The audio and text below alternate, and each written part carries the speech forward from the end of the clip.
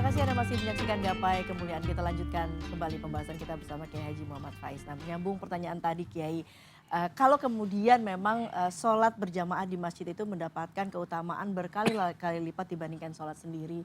Nah, wanita itu kan sebetulnya tidak dianjurkan untuk Ya, berjamaah di masjid. ya. Nah, bagaimana kemudian wanita ini bisa mendapatkan keutamaan yang berlipat-lipat seperti sholat berjamaah di masjid kalau begitu Sebetulnya Kiai? ini bergantung dengan cara pandang dan konteksnya. Hmm.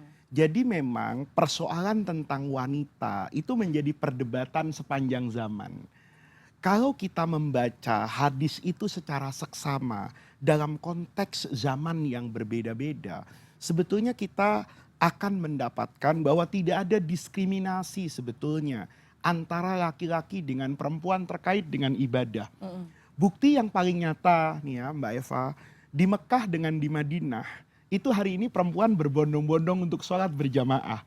Tidak ada orang kemudian mengatakan afdolnya sholat di hotel, biar suaminya saja yang ke Masjidil Haram atau Masjid Nabi. Itu menunjukkan bahwa sebetulnya ketika Rasulullah misalnya bersabda, perempuan itu kalau keluar rumah, istasrofa syaiton, diikuti dan dibangri oleh setan. Berarti sejatinya Rasul itu kan tidak melarang perempuan keluar rumah. Yang dilarang Hmm. kalau keluar rumah diikuti oleh Setan. setan. Setannya apa? Namanya setan genit. Setan jalannya gemulai. Bersuara di jalanan yang menggoda laki-laki. Atau parfum yang berlebihan menyengat itu. Oke. Kalau itu tidak terjadi, rasanya tidak ada. Kemudian agama ini mengatakan perempuan itu harus selalu ada di rumah. Maka Rasulullah ketika dalam hadis itu ada perempuan yang ngotot. Saya ingin Rasulullah itu sholat ke masjid. Saya nanti di masjid nggak ngegibah, nggak arisan, nggak macam-macam lah. Kata Nabi silahkan.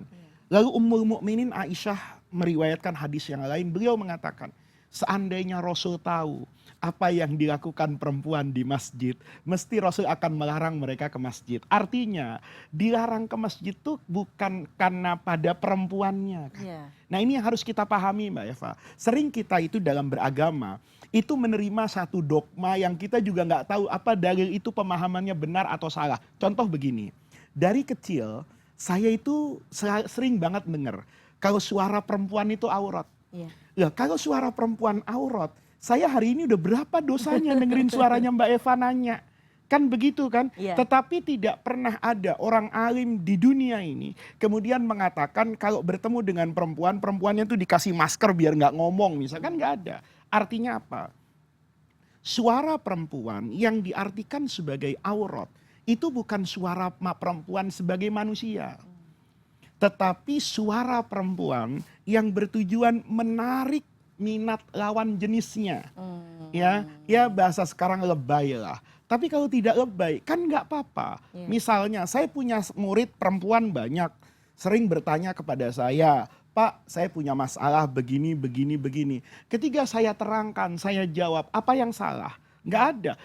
Karena suaranya itu suara dia sebagai manusia, bersungguh-sungguh cari ilmu. Iya. Tapi kalau sudah nanya, Bapak sudah makan apa belum? Nah, itu saya kemudian membatasi diri Mbak Eva. Iya. Karena ini sudah keluar dari konteksnya. Ini suara yang kalau saya tidak tahan, bukan saja mengatakan iya, tapi mengajak makan bersama, kan Iya. begitu. Nah, sebetulnya kita memahami agama selalu dalam konteks itu.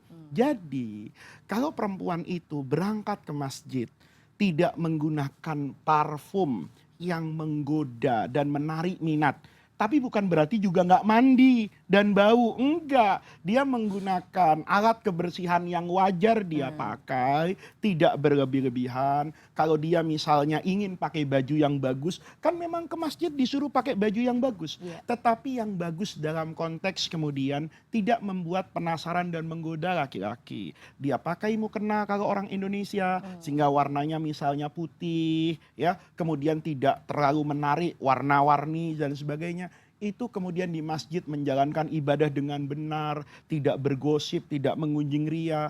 Saya ada pada pendapat yang mengatakan itu boleh dilakukan. Oke, jadi tidak dianjurkannya itu lebih kepada karena melakukan hal-hal yang kemudian akan Kalau mau ke berujung masjid pada terus dandannya 1 jam, manggil tukang rias, ya tentu tidak dianjurkan karena suaminya pasti akan marah marah-marah. juga. Pengeluaran setiap hari 5 waktu sholat memanggil 5 tukang rias gitu.